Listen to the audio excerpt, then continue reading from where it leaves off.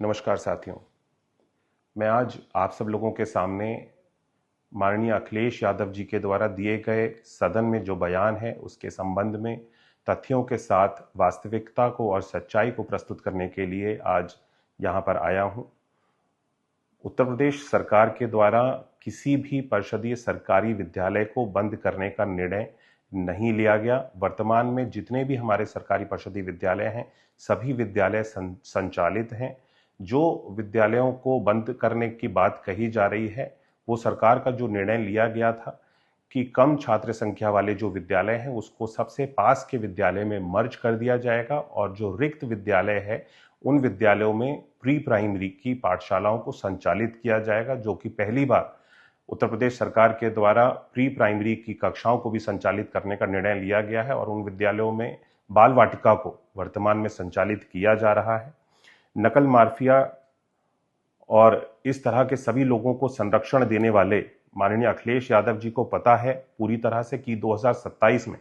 उनकी सरकार पुनः बनने नहीं जा रही है। इसके लिए उन्होंने इस तरह का अनर्गल बयान को दे करके आम जनता को भ्रमित करने का प्रयास किया है। शिक्षा जैसे गंभीर विषय के संबंध में अखिलेश जी को बोलने का कोई भी अधिकार नहीं है, क्योंकि स्वर्गीय बाबूजी आदरणीय श्री कल्याण सिंह जी के समय में जिस तरह से शिक्षा व्यवस्था को बनाया गया था, नकल अध्यादेश को ला करके जो परीक्षा की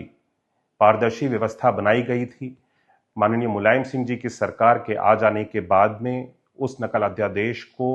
सबसे पहला जो निर्णय लिया गया था, आधे घंटे के अंदर ही उस नकल अध्यादेश को समाप्त कर दिया गया था और बच्चों के भविष्य को एक बार फिर से अंधकार में ढकेलने का काम किया था। छात्रों के भविष्य के साथ खिलवाड़ करने का समाजवादी पार्टी और समाजवादी पार्टी के साथ में जुड़े हुए सभी लोग, अखिलेश जी के परिवार के सभी लोग जो राजनीति के साथ में जुड़े हुए हैं, उनका एक पुराना इतिहास रहा है जिन्होंने बच्चों के भविष्य के साथ सदैव खिलवाड़ किया है। मैं अखिलेश यादव जी की सरकार में अप्रैल 2014 में उत्तर प्रदेश राज्य इंजीनियरिंग प्रवेश परीक्षा के सॉल्वर गैंग का खुलासा हुआ था। इसके बारे में आप सब लोगों को बताना चाहता हूं। मैं इतिहास बता रहा हूं कि इतिहास बताता है कि शिक्षा के प्रति, बच्चों के भविष्य के प्रति वे कितने जागरूक रहे हैं और कितने सजग रहे हैं। जून 2014 में UP combined medical state UP CMT की परीक्षा पेपर लीक के चलते रद्द हुआ था। मई 2015 में उत्तर प्रदेश लोक सेवा आयोग यूपीपीएससी की परीक्षा का पेपर लीक, परीक्षा निरस्त हुई थी। मई 2016 में यूपी पॉलिटेक्निक प्रवेश परीक्षा पेपर लीक होने के कारण रद्द करना पड़ा था। नवंबर 2016 में यूपीपीएससी की आरओ एआरओ परीक्षा का पेपर लीक हुआ। आज उत्तर प्रदेश का शिक्षा बजट मैं अगर आप सब लोगों को अवगत कराना चाहूं,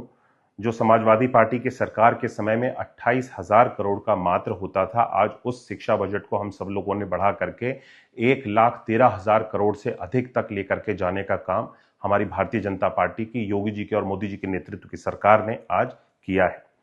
सरकारी विद्यालयों में नामांकन जो सपा सरकार के समय में मात्र 1,34,00,000 तक था, उस आंकड़े को बढ़ाते हुए हम सब लोग 1,90,00,000 के आंकड़े को हम सब लोग छूने में सफल हुए हैं। स्कूल में ड्रॉप आउट रेट की अगर मैं बात करूं, स्कूल में ड्रॉप आउट रेट 19% से घट करके हम सब लोगों ने 3% तक लेकर के आने का लक्ष्य हम सब लोगों ने प्राप्त किया। छात्रों की अगर मैं पठन पाठन की बात करूं, उनके कोर्स की, उनके करिकुलम की बात करूं, उसको हम सब लोगों ने बेहतर बनाया है, अच्छा किया है, उसमें वृद्धि की है। बच्चों के लिए इंफ्रास्ट्रक्चर की, विद्यालयों में इंफ्रास्ट्रक्चर की अगर हम सब लोग बात करें, जो परिषदीय विद्यालयों में गरीब बच्चों की माननीय अखिलेश यादव जी जो बात कर रहे हैं कि समाज के निम्न वर्ग का बच्चा जिन विद्यालयों में जाता है वो परिषदीय विद्यालय होते हैं, उन विद्यालयों की अगर मैं 19 डिफरेंट पैरामीटर्स पे जो हम सब लोगों ने काम किया, ऑपरेशन कायाकल्प को चलाने का हम सब लोगों ने, हमारी सरकार जब 2017 में बनी, जो कार्य हम लोगों ने किया था वो केवल 36% की प्रोग्रेस थी 19 डिफरेंट पैरामीटर्स की। उस पर हम सब लोगों ने काम करते हुए आज 97% तक उन 19 डिफरेंट पैरामीटर्स को लेकर के जाने का काम हमारी सरकार ने किया है और उन गरीब परिवारों के बच्चों के भविष्य को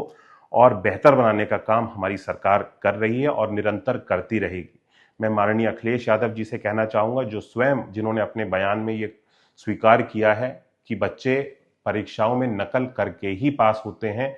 वे उनका स्वयं का ये कहा हुआ बयान है, वे बच्चों के भविष्य के साथ खिलवाड़ करने के प्रयास ना करें और अपने अनर्गल बयानों से आम जन को, देश की जनता को भ्रमित करने का प्रयास ना करें।